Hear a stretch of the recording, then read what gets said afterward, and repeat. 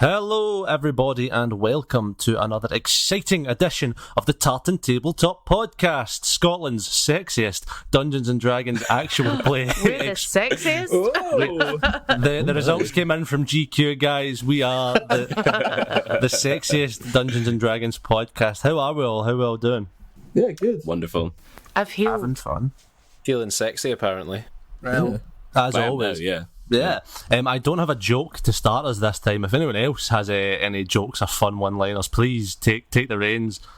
Pressure's on here because I didn't ask any of you to prep anything. I don't have a joke, but I have a funny incident that I forgot to bring up before we started More of recording. an anecdote. Yeah. So I caught up with a friend recently, and she said, "Lauren, I saw that guy Josh you do a podcast with running down Sucky Hall Street in a suit." Oh my god, that was me. What? I'm not gonna. What was that? Yeah. She said, what? That's "She so said odd. you were red in the face with knees up to your chin." Yeah, I was late. Did you abandon a wedding or something? What's going on here, Josh? I ran from the altar. No, I was late for a meeting. Well, wait, sorry. What kind of meetings do you go to wearing a suit? Listen. There's no need to ask these questions. We'll talk about it. I'm imagining it as like Josh was like running for love. Like, I Want You to Want Me was playing in his head, and like he was chasing down some love. He only stops to like quickly chuck a fiver at a flower shop owner and like steal some roses. Yeah, one of those. It's like a big bouquet, like heart-shaped bouquet of roses. Yeah. But by the time I get there, I'm running so fast. There's only one rose left, and it's in my mouth. Anyway, Did she take you back at the end? I'm not going to comment on that. Oh, no. I know. A sad way to begin the episode. It's jokes, by the way, for everyone at home. It's jokes. This was not a love thing. Strictly business. And particularly for Nicole, I know that you're listening to this. This is a joke. It's all a jokey joke. Cool. Without further ado, we didn't really talk about anything before this about what happened last time. If anyone would like to recap, actually, before we begin. we got away from Raw XD. We landed on a big egg with gravity and a floating skeleton. I stole the spacesuit and the guy's bones. We flew to medieval, Victorian era robotic London Cockney planet. We met up with what's the little boy's name again, Josh? Pippity Popperton. Pippity Popperton. We met up with Pippity Popperton, who informed us of the Whitechapel stripper, That's correct, yes. and we then found a victim of the Whitechapel. That's so hard to say. It's so hard to say. Whitechapel stripper. Ro had some very nice moments last episode, talking about her origins and stuff. And if there's anything else anyone else would like to add. There was one clue that we kind of had that I think it was Braxton looking through his sniper scope spotted that the person fleeing the scene of the crime had a little Anakin Skywalker arm. Was it an arm? Or was missing an arm? Is it missing a leg? The same leg as Pipperty No. Popperton? Oh, I don't know. The Pipperty Popperton stole the leg off the dead robot. Oh. Yeah, but no, the thing I saw through the sniper scope was a flash of gold. Yeah, that's as they right. ran Like out. a gold arm, was it not? Wasn't it like a gold? I don't think it said arm. It was just something gold. Something gold. Yeah, you didn't get a good look specifically what was gold, just something was gold. When I was listening back to the last episode as well, I realised there was a bunch of stuff that happened in the sort of egg planet we were on to do with that dead space suit guy that none of us like really. I think we all sounded tired. We're just like, all right, okay, Josh, do some exposition and we'll all doze off for a little bit. So I'm probably gonna ask Josh about that at some point as well. Yeah, because Feel he was from our world. He was from like the known space. Somehow he had like a spacesuit that belonged to like a corporation from where we were from. Yeah. Feel free to ask me questions about the world that I craft in my own free time that you ignore when we are actually slated to talk about that. Sam, do you have a question there? One thing I thought it might be important to define was that obviously last time Sky gave Ro the computer chip that the captain of the Eclipse gave him. Yes. And Ro played it and they found out what was in it, all the sort of incriminating and information about Petey's sister and that. But I suppose I don't know if we defined clearly who kept the computer chip and whether or not Ro needs the computer chip anymore, or if Ro just has that information in her body. I would say storage. That Ro, you would just have that information stored.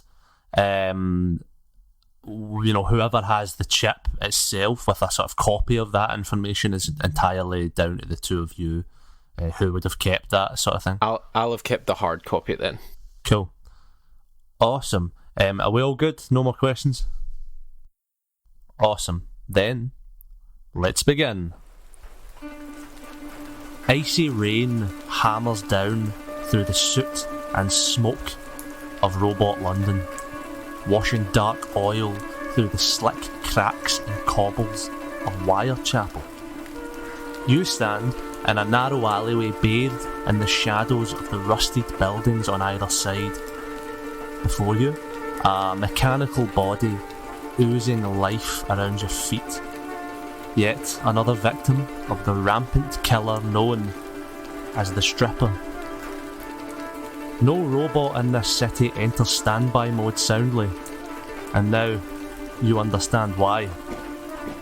The echoes of metallic boots clang through the fog as multiple large blue shapes start to materialise before you.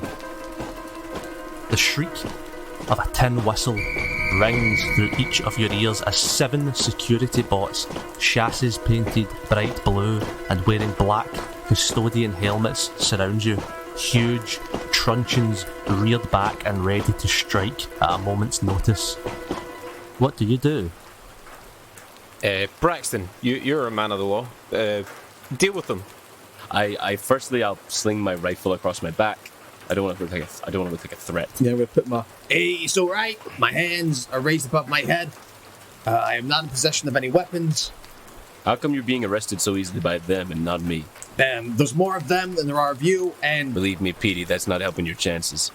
All the robots sort of create a sort of uniform wall, like boxing you in, and then you hear one set of stomping boots coming from behind them as they part, and walking through a robot that looks honestly no different from the rest of them, other than that he has a thick moustache painted on to his chrome face, and a revolver in his hand, and he says, Hello, what's all this then? We're not laughing in character. We're taking this very seriously. Hey, behind you, there is a corpse, a pile of scrap. I don't know how you refer to That's dead extremely beings. offensive. Hey, I didn't know. I apologize for my ignorance. I'm new to this planet, so hopefully you can forgive me. As you can see, we have not done this. We have neither oil or pieces of metal on our person. he cocks his revolver and he points at you and he says, You've got 2 seconds to shut your mouth. I'm afraid to say, folks, you've been caught red-handed at the scene of a murder. What have you got to say for yourselves? It's not what it looks like. It's not what it looks like at all. Correct. This is a big misunderstanding. We're actually here on a bounty to try and take down the Wirechapel Stripper. I saw him from the rooftop with my scope, running away. There was a flash of gold. Does that match any descriptions you've had of the man so far? A flash of gold, you say? and you see him sort of thinking a little bit. Roll me a persuasion check with advantage. So it's 17 on the die. Whoa. And I think I have decent persuasion. Yes, it's a dirty 20.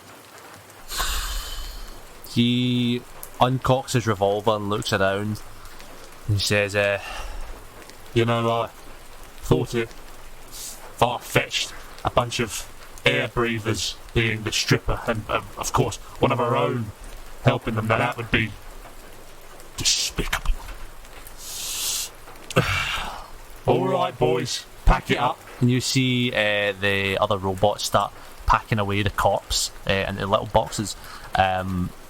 He turns to you and he says, Regardless, folks, you'll need to be taken to Botland Yard for questioning. Thank you. That took me all of 3 hours.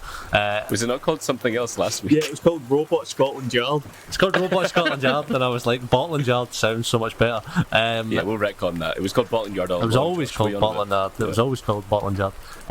He turns to me and goes, Once we get to Botland Yard, we'll see what's true and, well, what's not, won't we?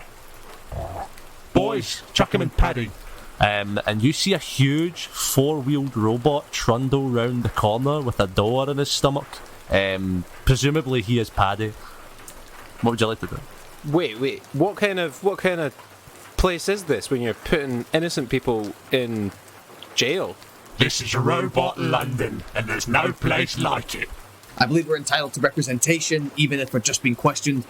I suggest that we set a date later in the week for us to come in for questioning, so that we can acquire representation. As you might know, Braxton, I have a lot of experience dealing with the other side of the law, and I suggest that to ensure that we are not incriminated in any way, that we're not coerced into signing anything that we shouldn't, saying anything that we shouldn't. I suggest, Officer, what's your name, Officer? My name's Frederick 1.2.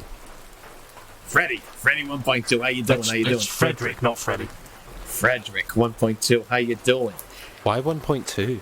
Yeah, where's 1.1? What happened There's to probably 1.1? a horrible story behind that. Yeah, don't answer that then. Don't answer that. Is that offensive to ask as well? I'm sorry. Roll an insight check.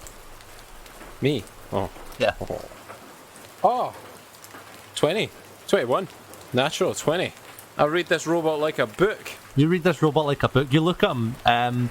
Robots generally, sorry to be offensive to you, Ro, they're sort of semi-emotionless, they're made of cold metal and wires, and you look at this guy's... Do not listen to him, Lauren. Do not listen to him.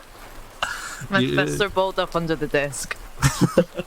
You look at this guy's cold, glassy eyes, and for a second when you ask what happened to the previous Fredericks, you see a spark, a tingle of deep sadness embedded somewhere in there. Never mind. That's fine. But is there really a need for us to go and Paddy? We can just come along. We're happy to help. We want that reward money, if you know what I'm saying. We just come with you as friends and colleagues, and not as prisoners. Yeah, I can't do another night in the slammer. Have you all been to jail? Am I the only Yes. one of us who's not been to jail? Hey, why don't we go to jail so that Sky can have his first night in jail? He can see what it's like, get a bit of experience, get a bit worldly. What do you say, kid? Want to go to jail? Honestly, Sky, you'll love it. You'll love jail. It's fantastic. Wait, but Petey, what are the facilities going to be like in a robotic prison? They probably don't even have toilets or food. What I will say is there's going to be a lot of 1-inch cracks for me to slide out of, baby. A lot of 1-inch cracks. So... Oh my god. So I suggest... Back to the smut novel thing that we did last week. 1-inch cracks by... What was your name again? Goldie McLaughlin. Goldie McLaughlin. Oh my god, I'm crying. Can you play Goldie McLaughlin in a future campaign? I'll introduce... How do you know Goldie McLaughlin's not a killer? Gold. Secrets. Cool. He cocks his revolver again. He's like, Listen, I know for all intents and purposes you're not the killers, but you could be guilty of something else. So please. What? That's fucking To be insane. fair to this guy, we did steal a full laundry line worth of clothes in the last episode. Listen, I'm a bounty hunter here. I'm a man that upholds the law across the known galaxy. Do you have a permit for that firearm?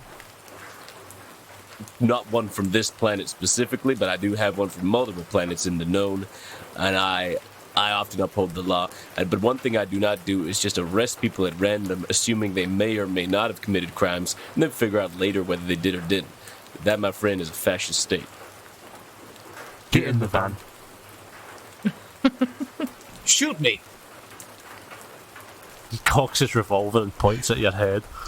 Whoa, Shoot me. All right, okay, I've got bones, baby. Nothing can touch me, all right? You try and shoot my U's, you hit the skull. Yeah, baby, come on, shoot me. Petey, I don't know if you're familiar with bones, but they do actually break on occasion. Bones break? Yes. Is that why after Ro shook my hands back in the egg, my hands are all crackly? That's why they're all crackly, son. Oh, okay, I understand. All right, don't shoot me. Put my hands up again. We're good. He beckons again with his revolver to Paddy the robot's open chest cavity. I go inside Paddy. You get inside, there it is, literally just, there's a little like metal bench and it's pitch black.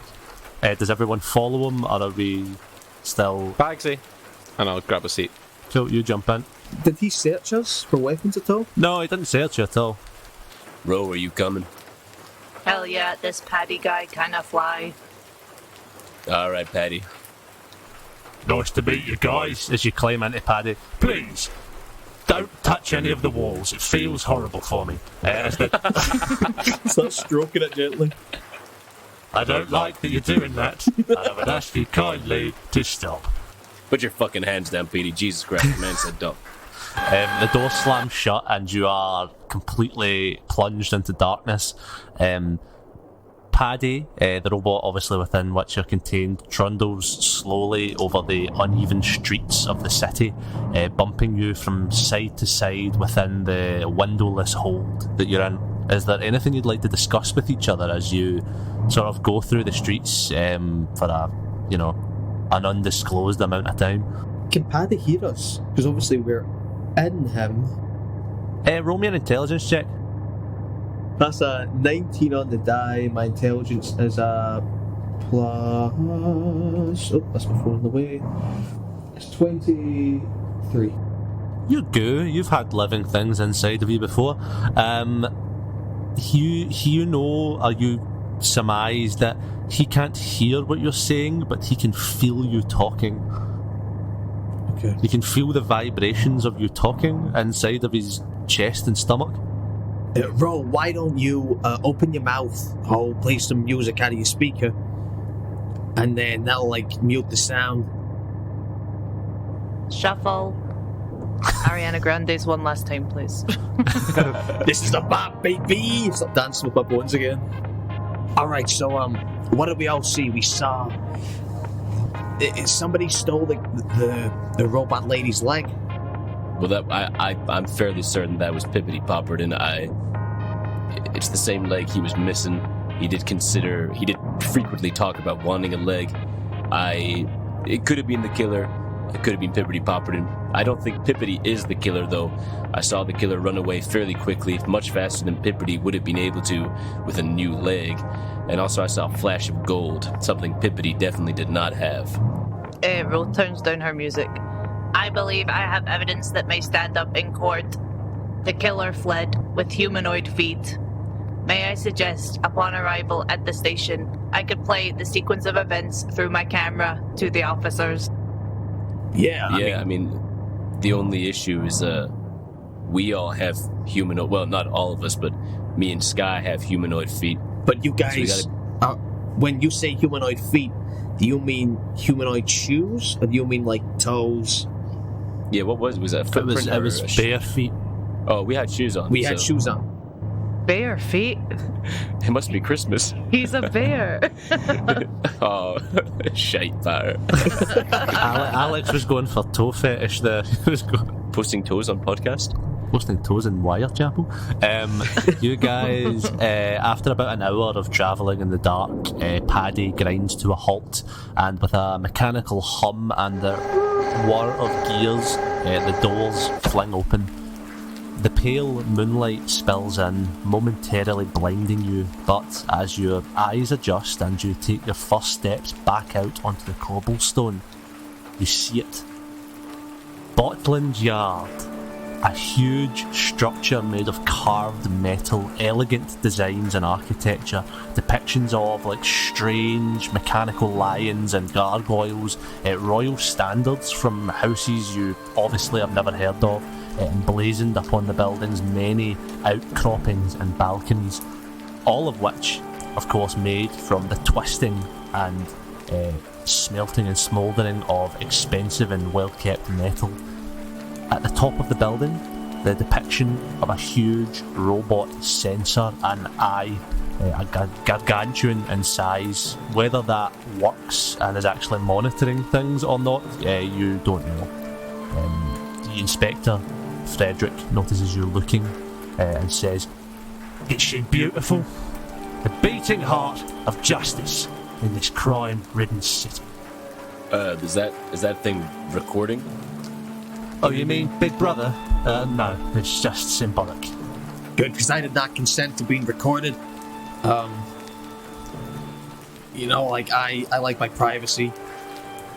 This all feels a bit... Yeah, you're right, Braxton. It does feel a bit kind of strange, like we're just getting picked up off the street. Yeah, this will have to go through my agent. Yeah, I'm not liking this. You guys are manhandled inside and led through the buildings like uniform corridors. They're all lifeless chrome. The doors labelled only with like binary numbers. As you're walking, anyone can roll me a perception check. 16. On a 16, you notice quite quickly that all the robots look like exactly the same. Like as if they were made by the same being or machine or whatever. The only thing that seems to distinguish them, you assume through rank, is facial hair. The officers of higher rank have painted mustaches on themselves, and it seems like the longer the mustache, the higher the rank. I immediately form a massive handlebar mustache it's bigger than my head. The thing is, like, because you're all just goo, this is just a big gooey like mustache on your face. Yeah. I already have a pretty decent mustache, to begin with. Do you think that'll earn me any respect? Perhaps. There's only one way to find out. As you are marched through the building, you stop at a door that looks identical to all the other ones. It's labelled 010010. Maybe write that down, perhaps. The door. I'm joking. You don't need that'll never come up again. I won't even remember. But it'll be a different number every time I say that. The doors slide open and you're flung into what is a completely empty box room. Nowhere to sit, no windows, only a gas lamp on the far wall. Inspector Frederick 1.2 stands in the doorway and says, You'll remain here until we're ready to begin questioning. Don't go anywhere. Ha ha! Ha ha! Ha ha! Ha! and then the door shuts and he walks away. You're in this sort of holding cell. What would you like to do? Do I have time before the door shuts to eject one of the bones out of my forearm and place it in the door to stop the door from fully closing behind us? Roll me a sleight of bones, sleight of hand. It's a 21.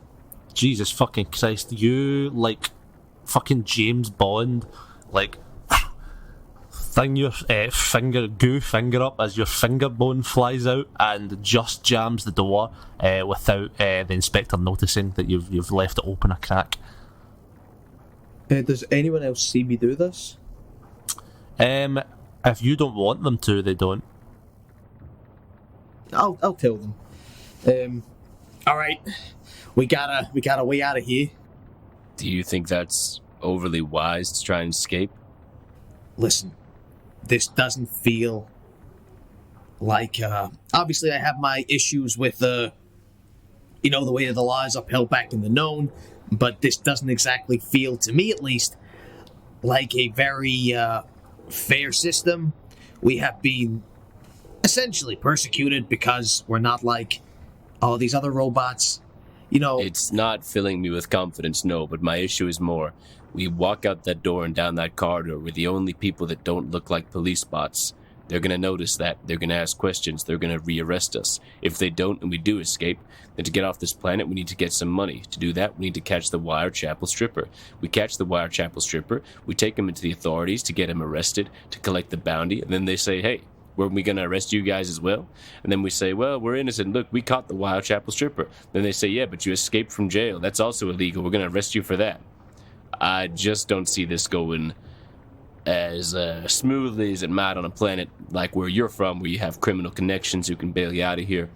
We're really stuck here, and I think we may have to play by the rules a little bit. I'll be honest, Preston. I feel uncomfortable here. You know, I'm just a bit. I will take your lead on this. You're more of an expert on, you know, all this kind of stuff. I will take a back seat, but I just want to go out there and say I'm not very happy where I am right now.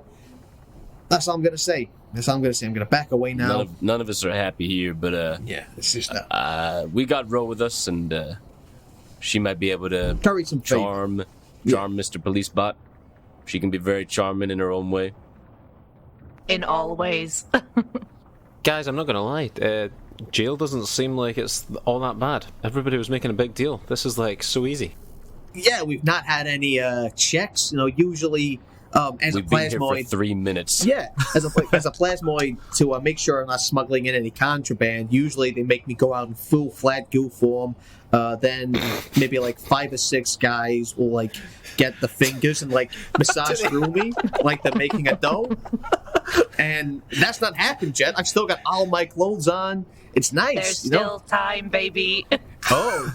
They've never met a plasmoid before, Petey. Would you like me to tell them that's what normally happens? Because I can tell them. Please don't, please. I don't want to lose my bones. I feel like they'd be a wee bit scared if my skeleton falls out. Oh, they have never seen a skeleton before, I guess. So, yeah, I feel manhandled. I don't like it. But, you know, you do the crime, you gotta do the time, huh? As you're talking through the gap in the door, you hear something sort of muffled moaning.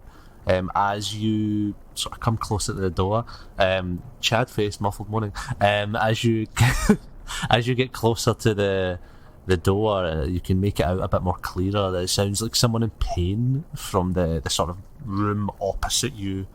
You hear it as a sort of.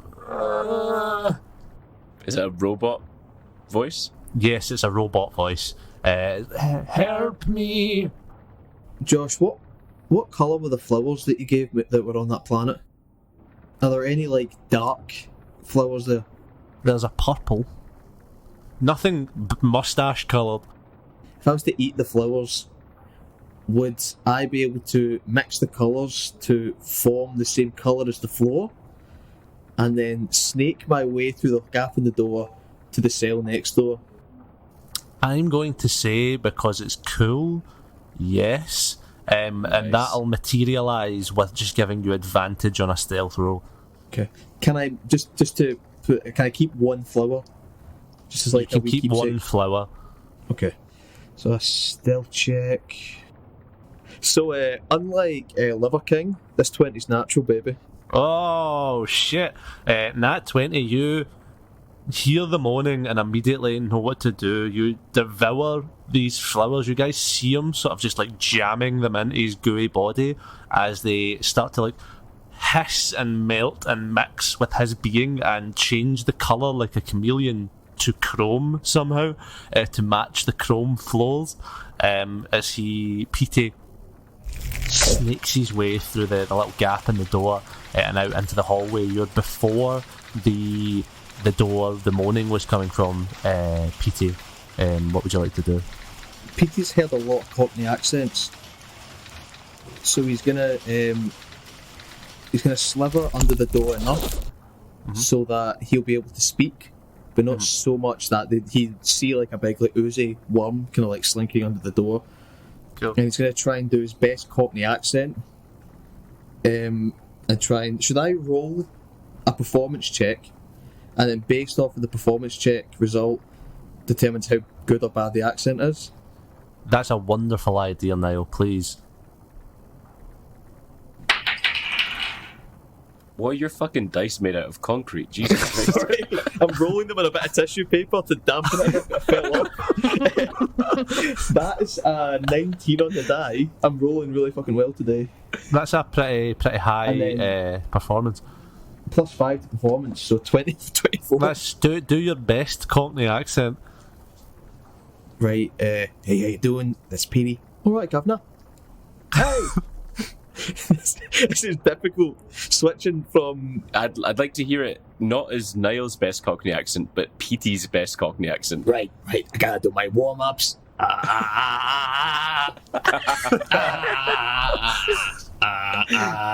Okay, right, I'm warm. Alright. Got me, charmer. Got me charmer. Right, mate. You up the ends, yeah? Right. They went, fuck, it's gone Australian.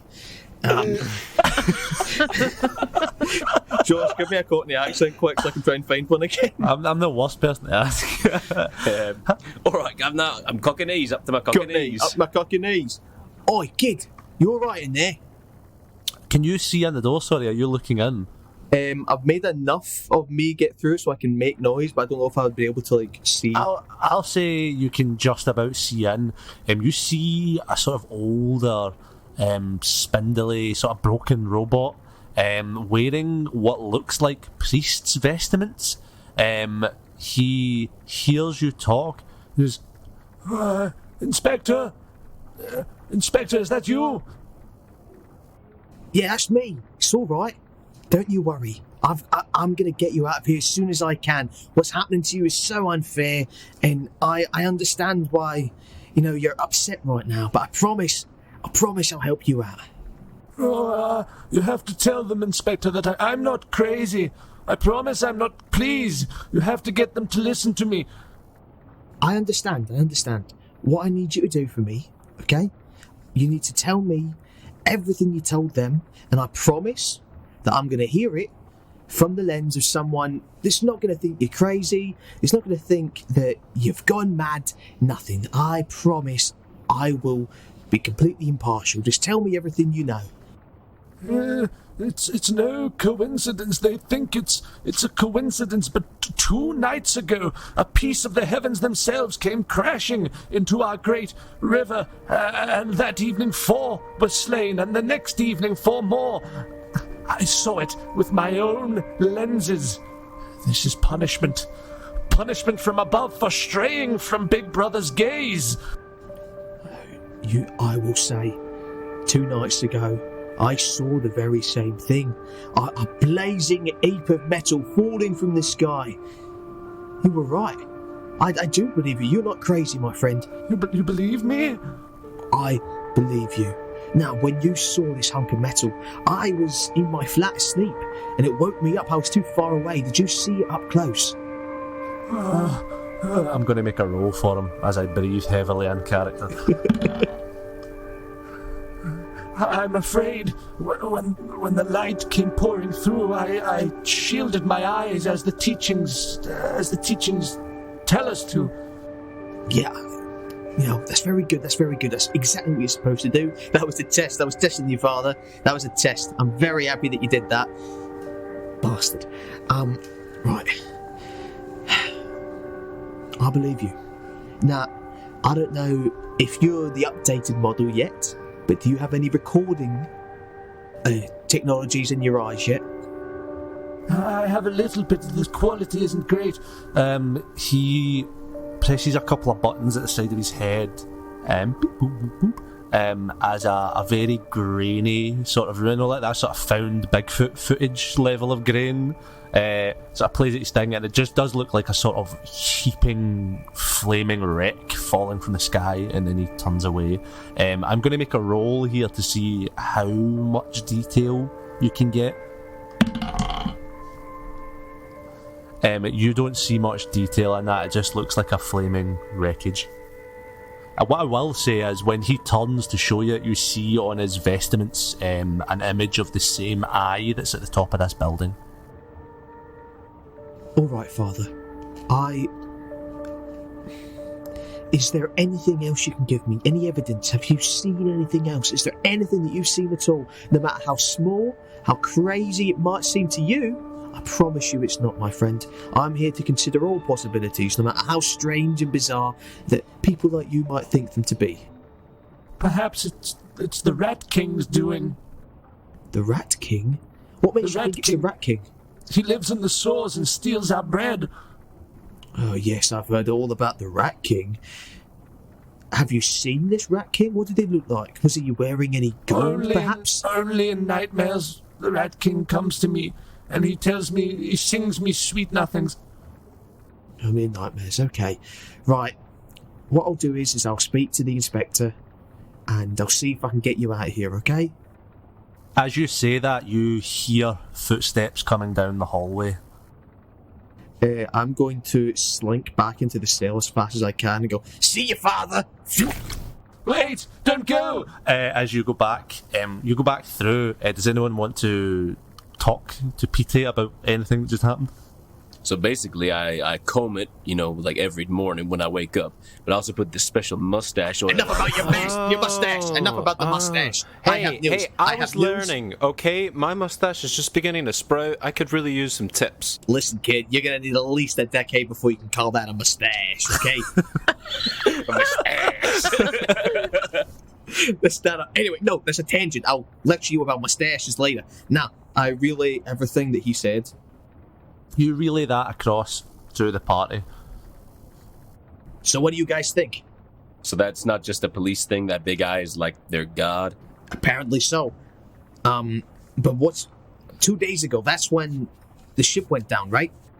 I'm no mathematician, but I think so. Right, so that's a pod. That's a pod from one of the ships. That's an escape pod. One of the... Sounds right. Somebody or the from ship the ship itself. Do we think the Rat King, is that a real thing, or do you think that's crazy old man being a crazy old man? Well, they're calling this crazy old man crazy because he saw something that actually happened. Like he's clearly... So maybe we should take the Rat King thing with a pinch of salt. Perhaps it's like a ratty robot that's like running about the streets. I don't know. But what I think... He said steals their bread? Is that right? Yeah, but like... That's what I was thinking. Why would a robot eat bread? Maybe it's some kind of like metal bread. Ro, I've never actually asked you this. If this is offensive, please, correct my ignorance. But do you actually need to eat? Do you get a fuel source that's in you? What's the deal? It's more of a cheap meal situation. Okay, right. Because I don't need to smoke cigars. It's more of a leisure thing. Yeah, yes, for the flavor. Okay. So, yeah. Someone from the escape pod has landed here and immediately started killing robots. Josh, thinking Yes. back to my time custodianing on the Eclipse, is there anybody that might stick out as having visual gold being a part of them? Roll me a history check. Yes, please. That is 23. Now, 23, there was this one other janitor called Goldie McLaughlin whose whole... Goldie was always trying to sell you on his fucking books he's writing.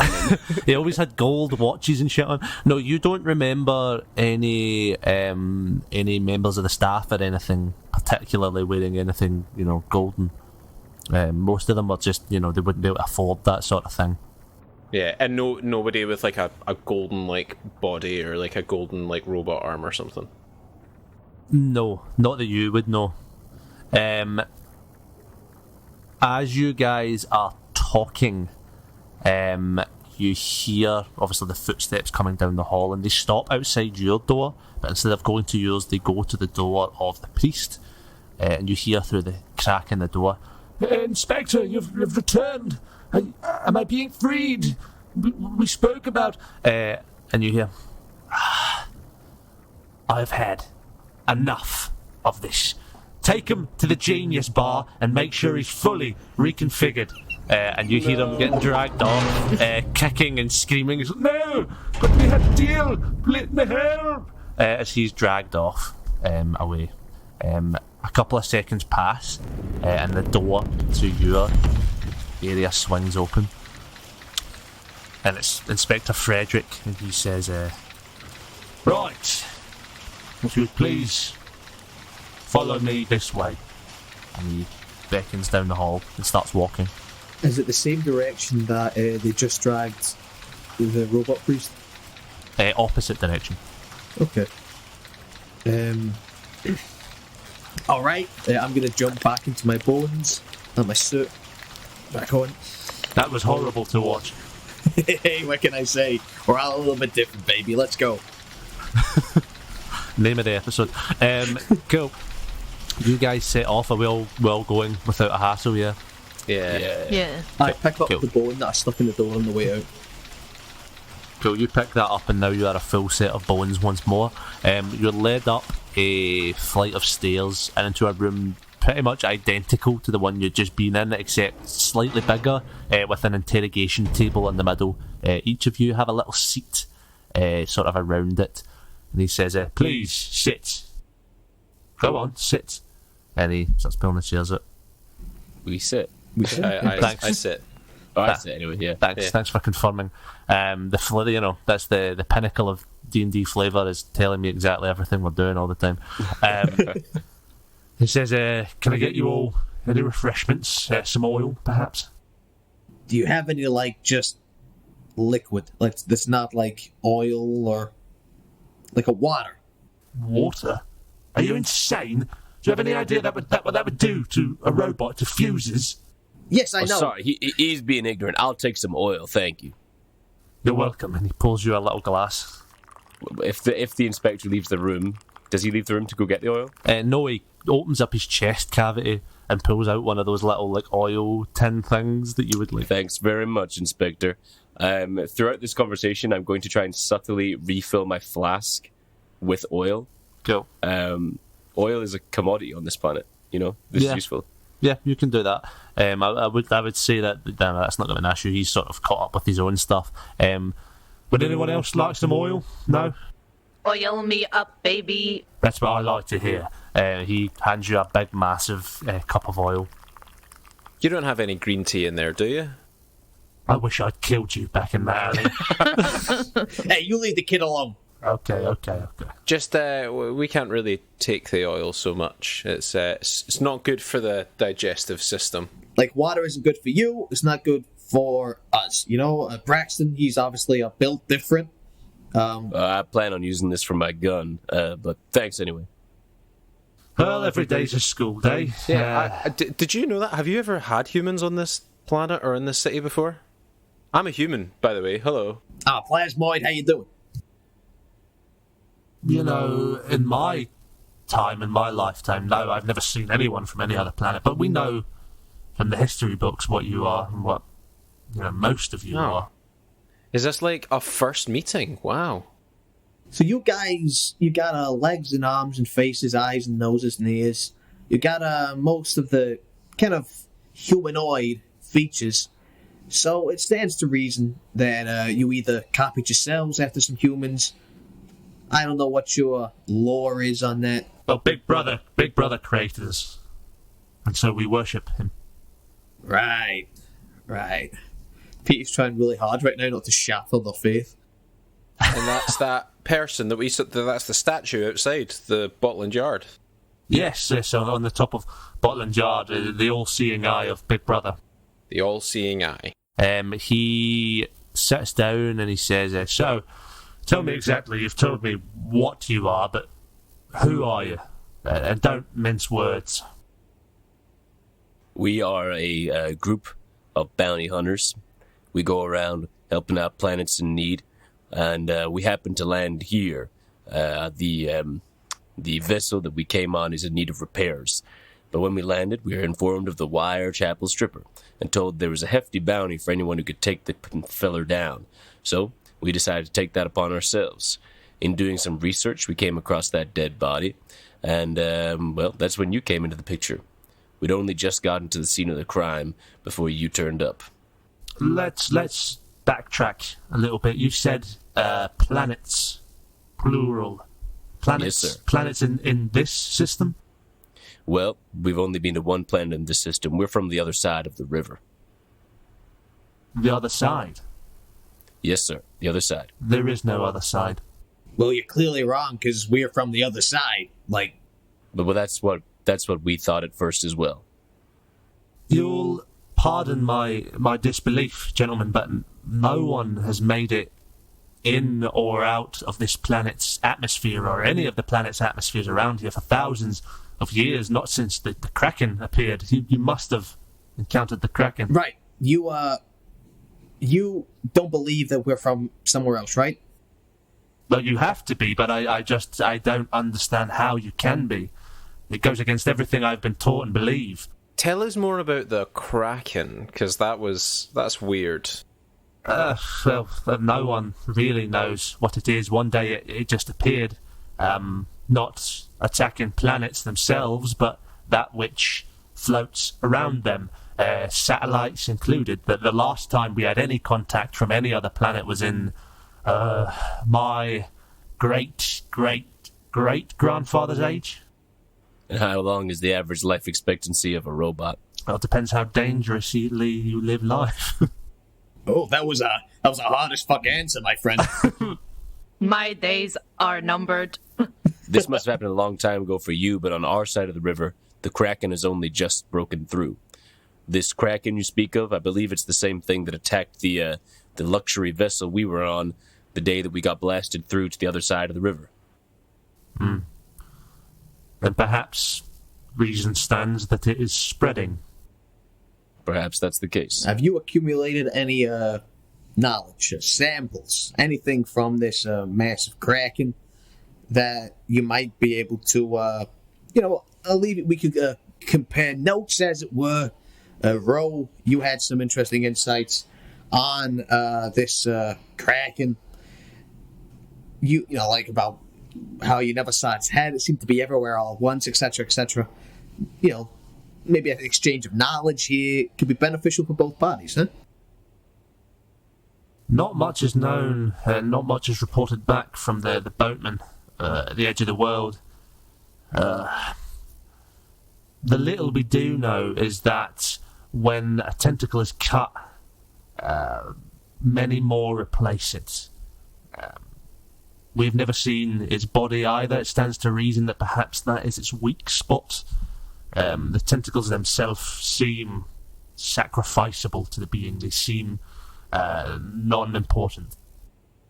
When we were traveling through space, we saw many of these tentacles, but we realized we'd never seen the origin, and we thought perhaps they were coming through portals. Does that match up with any of your research?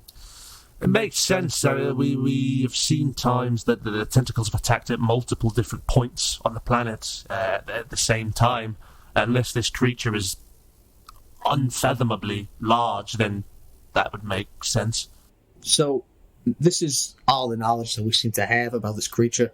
Now, as I was speaking about exchange of information, I think we might have some information about the Whitechapel stripper. But as you said, it's an exchange. We give information, you give information, but now you have no information to give us, we have information to give you. Stands to reason that if we were to share this information with you, we would need to be compensated in some way. How about this? Your compensation is your freedom. So you're saying that us not giving you knowledge is a crime? If it prohibits the course of justice, then yes. BD, you wanted out of here. How about you shut the fuck up? You said we'd have our freedom, all right? I just want some money. I want to... If it's money that you're after, there is a bounty on the stripper's head if you were willing to help us catch the stripper. We are professional bounty hunters. We plan on collecting that bounty after we collect the stripper's head itself. Oh, shit, Braxton. He smiles at you and he's like, now that is what I like to hear. Is the bounty dead or alive? Just before we take off his head. It's dead or dead. Dead or dead. Oh, okay. Right, Okay. I just, we're on a foreign planet. You guys use the Bitcoins here. We don't. The Bitcoins? We don't have any Bitcoins. We have Ethereum back in my home planet, but we don't use the Bitcoins. Most people accept bot coins as well. I could give you some as a little bit of spending money. That's the physical version of Bitcoin. his bot coin. That would be insane, because, we need sustenance, I might want to go shopping, I might want a new outfit, So, We'll get you a per diem. We'll organise a per diem. On to business. My men and I are spread thin, and frankly, we haven't got the lightest of feet. And he kind of nods down to his big robot feet. A killer like this is slippery. Might require skills that we just don't have here on the Force. So, in talk of payment per diem, what exactly is this going to cost us for you to catch the stripper? The bounty, I believe, is 10,000. It's 10,000, but we'd probably need 4,000 startup. 4,000 to start. That can be arranged. I can do that. would there be any option for a bonus? Is there anything you would like us to do? You said dead or dead? Would you like us to lightly beat him up before we kill him for more money? Is that an option? No, dead is fine. Dead is fine. All right. I'm just trying to be, I don't know. Clearly you guys... Petey here is new to the bounty hunter gang. Yeah, he's an apprentice of mine. It's not my kind of thing. Don't worry, Petey. He'll suffer the appropriate and legal amount, okay? But thanks very much. We'll collect that 4,000 now. Not a problem, gentlemen. The city of Robot London already thanks you. And he sort of puts out a little call, you see, from the little wireless on his head. That goes through, just requesting the 4,000. He then proceeds to pull a map out from his chest and lays it on the table. You see that it's a map of Wirechapel. And he says, these here are the locations of each of the killings. And he puts down little pins in the map. As you can tell, there are no discernible pattern location-wise. Other than that, they all take place within Wirechapel itself. However, the pattern appears to be in the victims, all the same model of robot, robust ones, each missing a piece. I don't know why he has a vendetta against this specific kind of robot, but... Which pieces are missing? It's different from each. So the victim that yourselves found was missing a leg. There's been legs missing, heads, arms, processing units. Never the same piece twice, though. Okay. Sounds like he might be trying to build himself a robust. Can't blame the guy. Bro here is a more recent addition in the robust line. And a fine specimen indeed. All right, let's... you back up. I didn't mean it in a weird way. I meant it in a robot way. That's creepy. Yeah, never refer to something as a specimen. It's kind of fucked, man. Walk kings.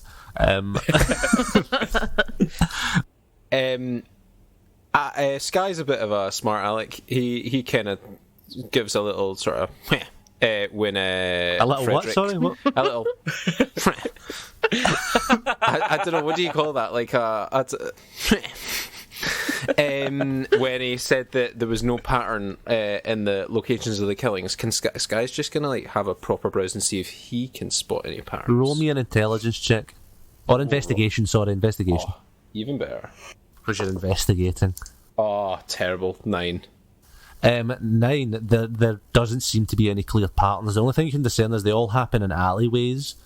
So, I've... PT has experience dealing with nasty people. So, he's going to take out the map and he's going to get a piece of paper. Yeah. Hey, you got any string and a pencil? Yes, that can be arranged. And he digs around inside his chest cavity again and pulls it out for you. You got one in a desk, or a drawer. I feel bad taking stuff from inside of you. It feels weird. Oh no, it's fine. Everyone does it. Petey, you are constantly pulling things out of your own body. Yeah, that's pulling things out of my body. This should be the most normal to you. You literally have another human being's bones inside you. No, they are his bones, officer. They're my bones. They're my bones. I grew these bones myself. Okay. Petey is going to get a pen, a pencil, and he's going to start drawing circles around all of the points to see if there's anywhere that they match. to try and create a geological profile of the killer. Watches Criminal Minds once. So as we're points of it, I'm imagining the Pepe Sylvia thing from Always Sunny. Where's this guy? Where's the serial killer, huh? There's no serial killer. But moving around, and is there any points where these meet? So like to try and establish like a home base where he might be, like, as obviously there's no like discernible pattern as to like the locations, as in like not frequently routine establishments. There's random alleyways, but there must be like a central place where he's living, or they're living. Roll Sorry. me an investigation check as well. And while you're doing that, the inspector says he just lets you know now witnesses have came forward, but the people of Whitechapel don't much trust the police, so maybe someone is hiding something. That's only a 14. Only a 14. You don't find the sort of information that you're looking for. It doesn't seem like anywhere they match up overly. On a 14, what I will say is he never returns to the same place twice. They're all different alleys for everything, so they're sort of running out of alleyways he can be in. He can murder in Whitechapel anyway. How many are left? Let me roll. 2. Ooh. 2 what? 2 alleyways. We just need to wait for him to kill one more robot and then wait in the other alley. Jesus, no. I'm not liking these 1 in 2 odds. How close is the other alleyway? It's fairly close. They're like adjacent to each other, basically. Right, yeah, we can just watch both at the same time, you fucking cruel bastard. Just trying to guarantee results, baby. It might not be as important anymore, but I was going to ask a limb or body part has been stolen from every victim. What's left? What hasn't been stolen from a victim? The parts that are missing are, we believe, a motherboard, like a central processing unit, still hasn't been taken, and eyes. Ro, you might not like this suggestion, but I would really... If we could have you as bait once again... Not gonna lie, this is kind of whack. It's kind of whack, yes, but I know for a fact that if even in one-on-one combat, you're taking this guy down, so I am worried about you one bit. I have a suggestion here. We set Ro up as like a lady of the night. You know, we get an outfit that matches her eyes, make her eyes look really good. And then we sit her at the end of the alley, her back to a wall. So there's only one way in, one way out. I then oozify, baby. I go full flat on the floor. Then, when this guy comes up in his bare feet, he'll walk on me. So then I'll go, and I'll just eat him, baby. Bro, how do you feel about this plan? We could do a different one if it's... Yeah, you'll have Braxton, like an Overwatch, I guess. You could be there with your sniper. I'll be up on the roof. Sky, you could do some buffing. I'll be on the roof too. Yeah, you'll be on the roof too, baby. I suppose it's all we got. If you think of something better, you let us know. I don't want to put you in a situation you don't want to be in. Of course, That's a first. Cool. So as you're kind of talking, a little robot comes in and just like sits your per diems on the table. It's a couple of little bags full of little bot coins, already sort of segmented. It was 4,000 on it, so you get 1,000 each. There's that split across. The inspector, Frederick, talks to him and says, I'll help as much as I can, but I would appreciate if we kept the amount of people involved at a minimum. For all we know, the killer could be within the police department itself. Big brother forbid. Now, the killer doesn't strike till 1 a.m, as we know, so you have the whole day to prepare. Feel free to rest here as long as you like. I'll meet you in... Is it this alleyway? And he points at the map, sort of the alleyway you were talking about. Tomorrow evening. May Robot God help us all. And he gets up and walks out of the room. What would you like to do? Well, I guess we better go prepare ourselves. I'm going to have a look at the map and see where the sort of shopping district would be if there's a big like shopping street. I mean, there's lots of shops and stuff just like outside of here. There's also is, from what you see on the map, like just a tram system that seems to go around everywhere quite easily. Oh, let's take the tram. That sounds fun. You guys can take the tram. The scenic route.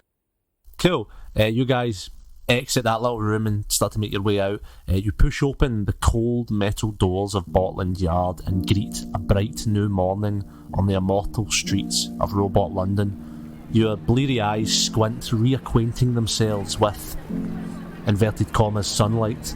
Everything on this planet is synthetic, and the Heaven's Glory is no exception, as you heard from a young lieutenant in the wee hours of the morning. The boatmen, the sort of robots that drag the planet's rotation around. When it's the daylight hours, each light a torch, a single brazier, and point it back down to the waking world below. The light pierces through the blanket of smog lurking among the chimney tops, and higher above, pouring down in columns and beams at varying angles, peppering the bustling street before you with both light and shade. For a moment, you might think this to be a place of divine beauty, and then you remember the task that awaits you when the boatmen call for darkness once more.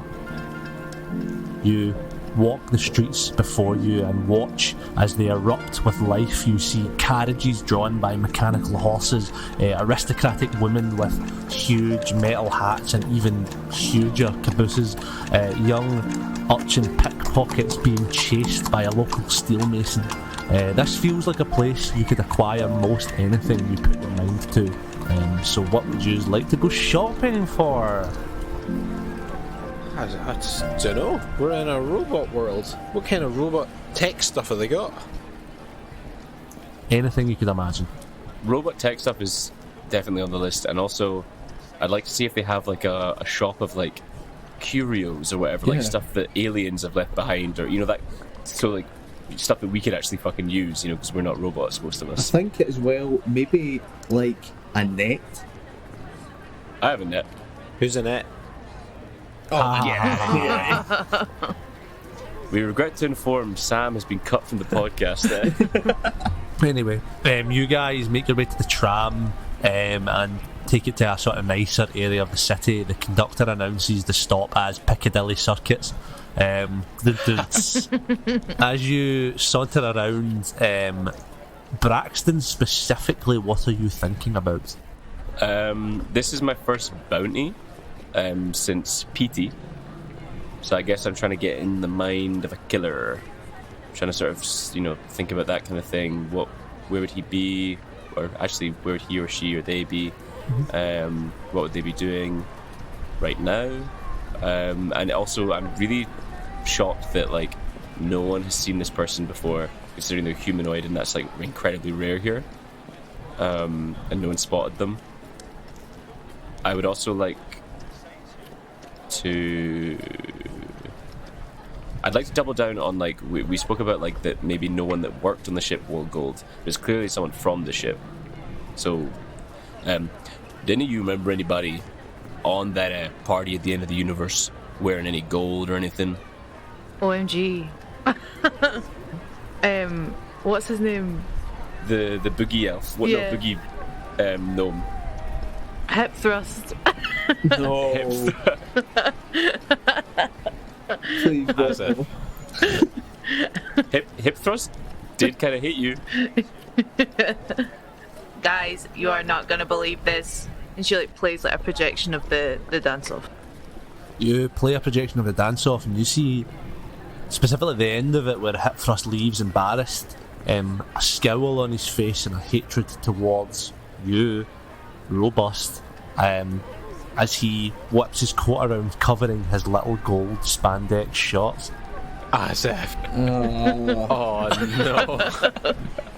no. Josh, is this the person I saw last night? Did they run like Hip Thrust? They might do. Ro's gonna play back the events of last night and like sort of put the two next to each other. It seems very likely that this could be Hip Thrust the killer. Ro is filled with new confidence. I'm assuming then, if it is this hip thrust, that it's shoot on sight. Then I didn't like the little bastard, so yeah, shoot on sight. shoot on sight. That's speaking my language now, baby. I mean, I suppose he's a killer, but shouldn't we like... Oh, they did say they want him dead. Contract said dead or dead. I took this bitch down once. I'ma do it again. That's right, bro. You guys are real chill about murder. Hey, like, hey kid, do you eat meat? On my planet, we don't need meat. Oh shit! I was gonna go down a whole like, you commit murder every day, you kill animals, but no, you don't. You're a chill guy. I like that. No, I take back that statement. To be fair, a lot of people on my planet eat meat. We don't need it, but they do it for like fun and pleasure. Oh, okay. Murder is a very common thing every day. It happens. I'd like to point out as well, Sky, Hip Thrust is out here trying to kill Ro. Yeah, I mean that's fair. I'm killing him no matter what. Whether the contract was alive or dead, he's getting dead. Wait, why do we think he's trying to kill Ro? He's killed a bunch of random robots and we've just shown up. He's killing a bunch of random robots that are the same model as Ro. Yeah, he's using these robots as a surrogate. He's like, I can't kill Ro because I'm here, but I can kill all these things that look like Ro, so that he can try and make himself feel better for the Maybe horrendous he's loss stealing all the parts to make his own Ro so that he can make it alive and then he can kill that. Or he can use it to win a dance-off, I don't know. They both have viable options. You probably do one and then the other. Yeah, he's going to make an undefeatable dance bot that's the best dance bot ever. And he wants my eyes, Sky. He wants my eyes. You walk around talking about this. This is a really fancy area. You guys already stand out. Ro, for good reasons, because you're just like a better model of all of these robots. But for the rest of you, it's mostly, well, for Braxton and Sky, it's because you have skin, and for Petey, it's because you're a horrible goo monster. With a massive moustache. They're sort of turning their noses up at you as you walk past. You go through some of the shops, you look in the windows and see all these sort of well-to-do outfits, and maybe some of you have a moment where you think, wow, perhaps, in another life this could have been something for me. But then you reach a quaint storefront. The name on the hand-painted sign reading, John's Hats for Head Wearing.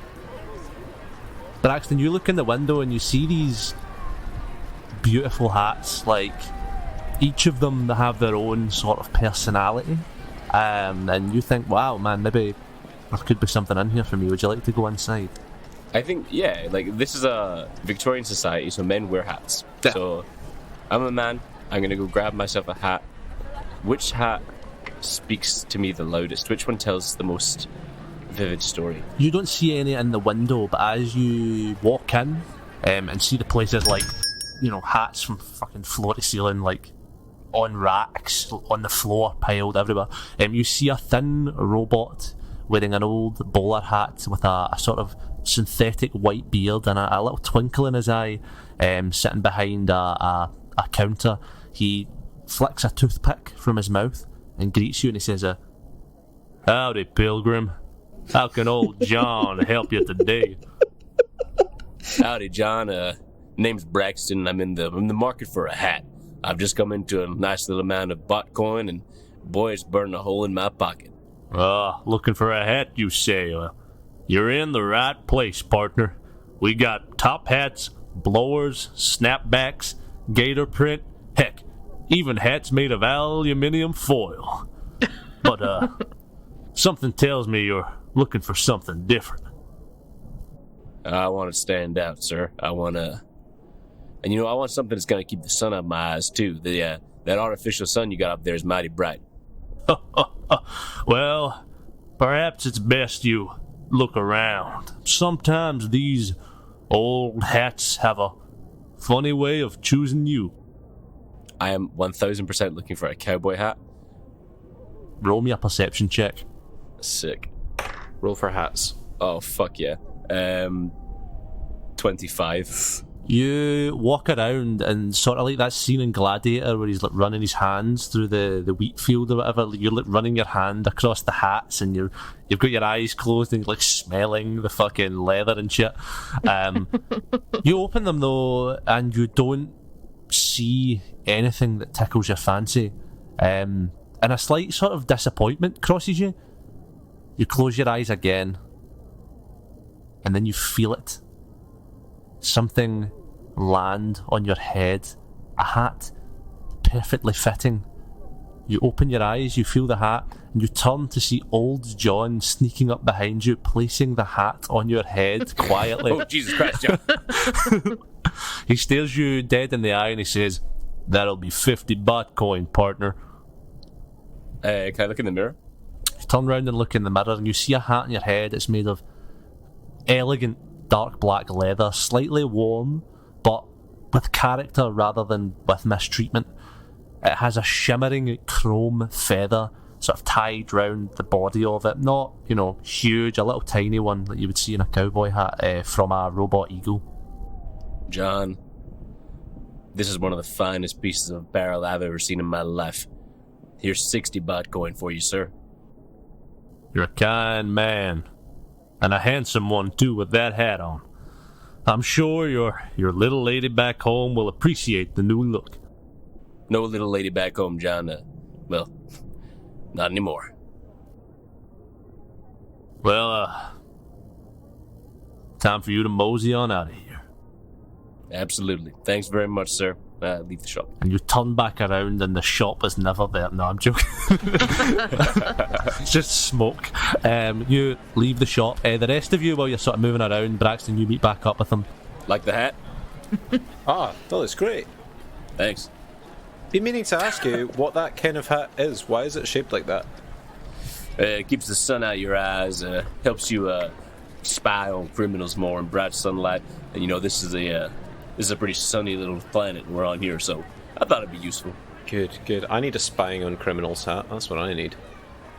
You guys sort of stumble upon, as you're walking, moseying around, a little magic curio shop. It's a sort of small, auto-gnome-run magic shop. The little guy at the front's called Magic Mike. The place is... He's fucking jacked. The place is full of sort of knickknacks and like cool glowing rocks. This is going to be quite meta if we're going to go into the shop. It's a fixed fee where you're going to pay 100 baht coin each. And what's going to happen is, guys, if anyone wants a magic item, I'm going to draw a magic item card at random. I'm not going to show you what it is, but you can either choose to put it back and draw one more, but then you have to take that one, or you can take the first one without seeing it. You get one swap, but you don't get to see what it is until you claim the card.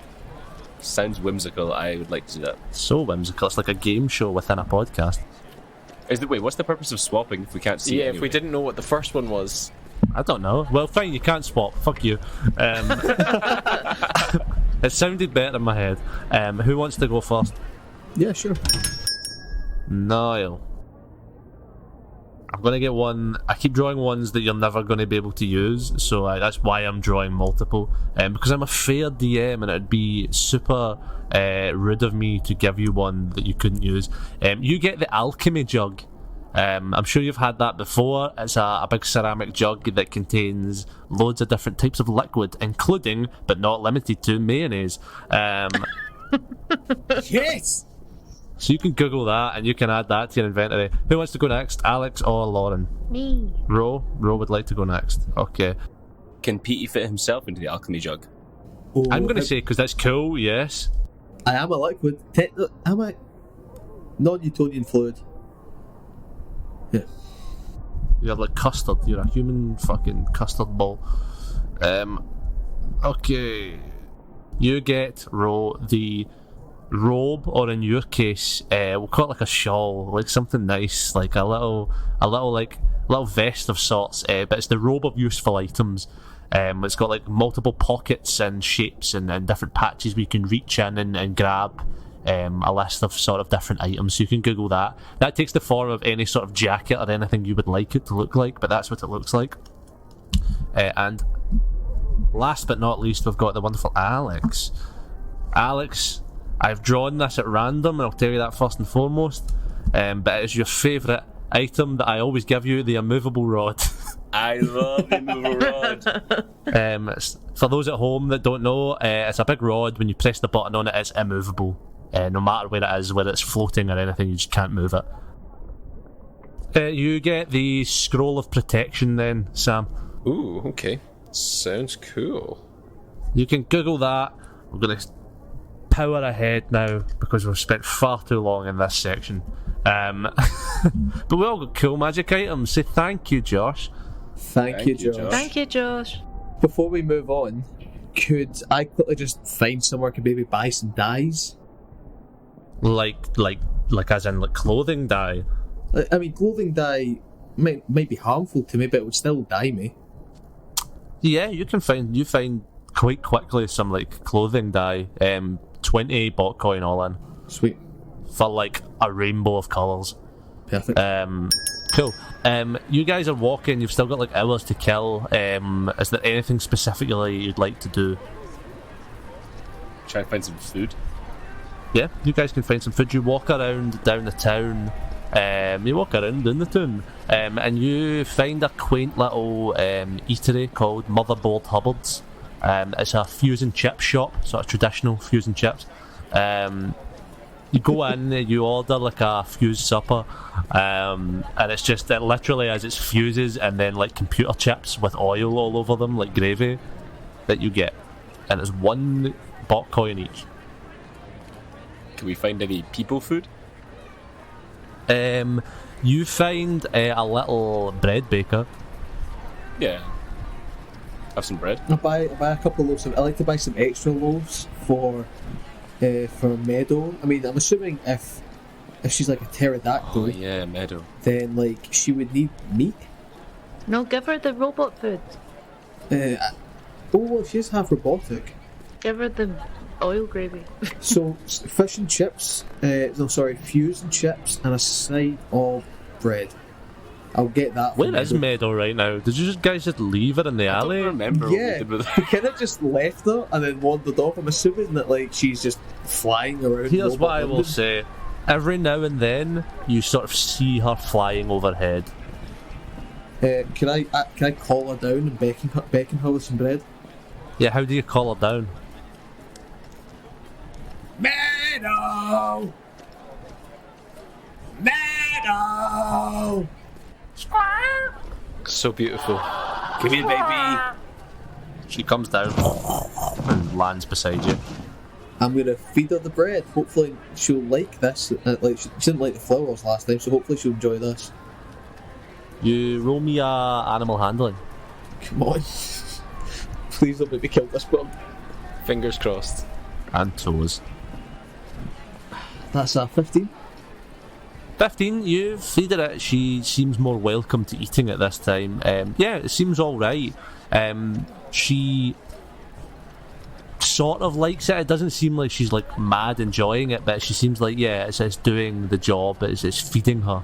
And she sort of nuzzles against you a little bit after it. A new sort of bond developing between you more than it already was. Hey, you was a good guy. You want me to scratch your chin? Yeah, you want yeah, scratch, chin scratch. Oh, beak scratch, I guess. Yeah, that's nice. Hey, Cool. No, go on. No, I was. That cool was cutting you the fuck off. Yeah. let it end. Cool. Is there anything else you guys would like to do before we sort of time jump ahead here? I'm just gonna practice my moves. You practice your moves. You guys sort of get in the mindset Could now. we use Meadow in some way for this? Do you think? Could do. The alleyway is quite tight, so it'd be hard to get down in there. Yeah. Other than just sitting her on the roof, there'd be no real way to Yeah, I use think her. it's better to keep her away though, because she'll draw attention to us. Cool. I'm going to say you spend the rest of the day sort of just chilling, preparing yourself sort of mentally and physically, as it approaches nightfall. A cold breeze whistles through the many lanes and alleys of Whitechapel as the chimes of midnight echo between locked doors and bolted windows. Darkness coats you all as you reach your meeting point. It is 12:15 currently, and you still have 45 minutes to prepare. What sort of positioning are you going to take? Who's going where, and what's happening here? Me and Sam both mentioned wanting to be on the roof. Yes, guys, just gonna kind of hug Braxton's arse on this one a wee bit. Be like, I want to see what it's like being up on the roof, overwatching. All right, I'll teach you how to do this. You got any guns on you? No. I'll give him my handgun just as a. Ooh. There you go, kid. I won't need this. I'll be like a rug. You'll take my gun, just in case. You know how safety works. Wait, have you got anything else? Like, I don't want to take your only weapon in case. I have 2 handguns and 2 daggers. So I still got a spare gun, but it's not going to matter anyway. I'm not going to be able to hold any items while I'm in my goo form. Fair enough. Well, I've got a gun now. All right, kid. While we're up there, the important thing is you want to be able to see everything. We're the eyes of the operation. Ro and Petey have to know that this guy's coming before they see him. They have to know because we're telling them. So we're going to say through our earpieces the second we think we see him on his way, all right? We got to keep an eye out. We got to keep focused. Okay, focus. I got this. That's the one. Where have we run into the inspector yet? They said he was going to...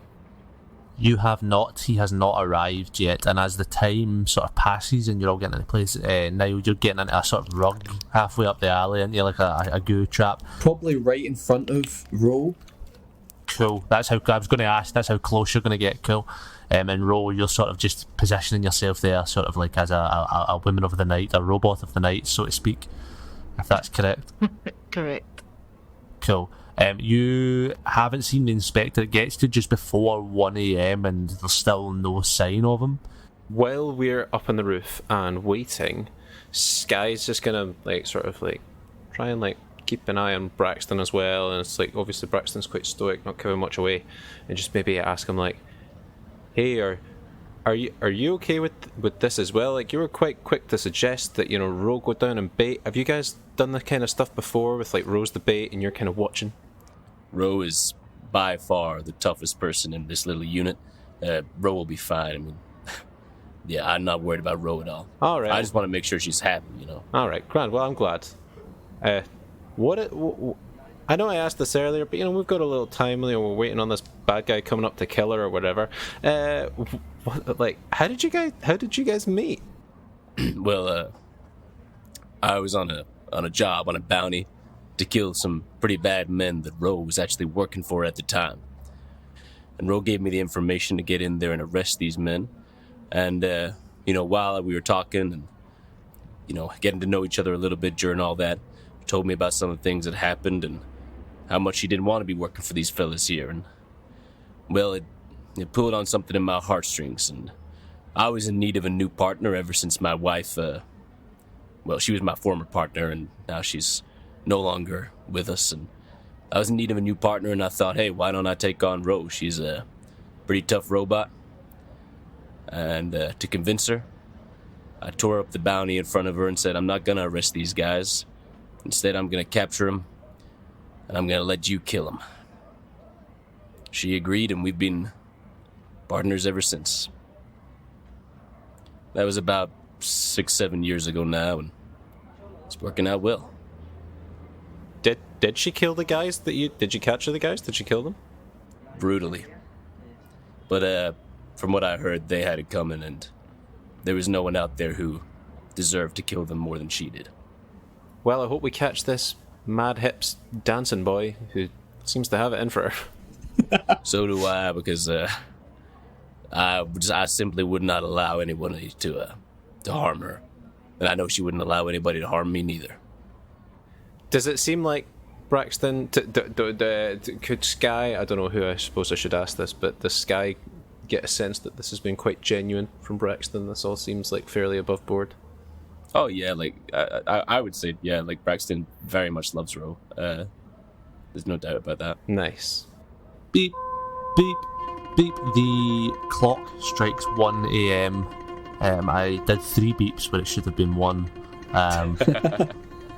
But you get the gist. The streets are still as the last pedestrian hurries past, trying to make it home, lest they fall victim to the stripper.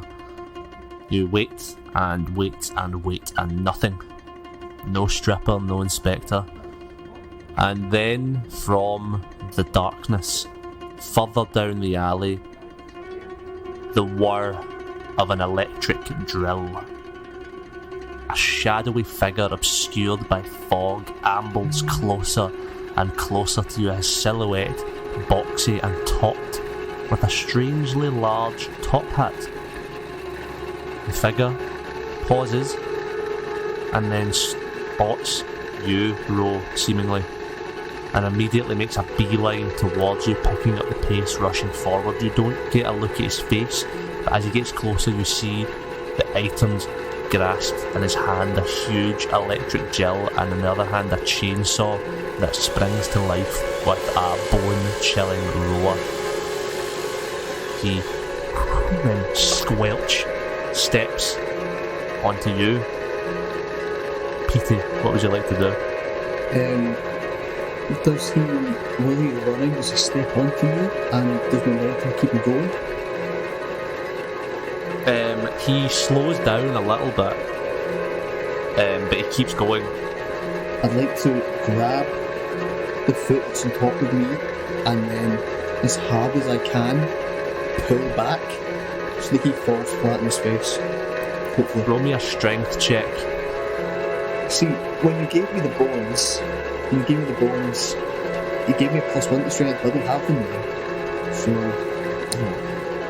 Yeah, you don't have that +1. this is a flat You need to- roll then. You need to beat an 11.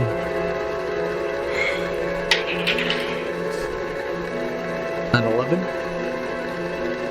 It's in favour of these kind of rolls are in favour of the player. So I say you struggle with this guy and there's like a bit of fight and you eventually manage to like throw him to the ground. What would everyone else like to do as the assailant is flung to the ground here? Falling at my feet, basically. Yeah, he falls towards you at your feet face down. Stop him, bro, stop him. Yeah, I'm just gonna stomp his head. Roll me an attack roll. In fact, I'm not going to make you roll to hit because the idea of you missing this is insane. It's a lying down guy. Roll me damage. 14. You put one boot cracking down on the assailant's head. As sparks fly, your foot goes all the way through and the unit powers down. What's happening down there, Ro? What's going on? This isn't who we thought it was. Who is it? Some kind of robotic person. You flip the body over, and from what's left of the head and the body, you see the blue of a police uniform and the remaining mustache of Inspector Frederick 1.2. Right. Fuck. Okay, right. Braxton, get down here. We need to make this disappear. We're gonna make this disappear. We just killed we just killed a cop.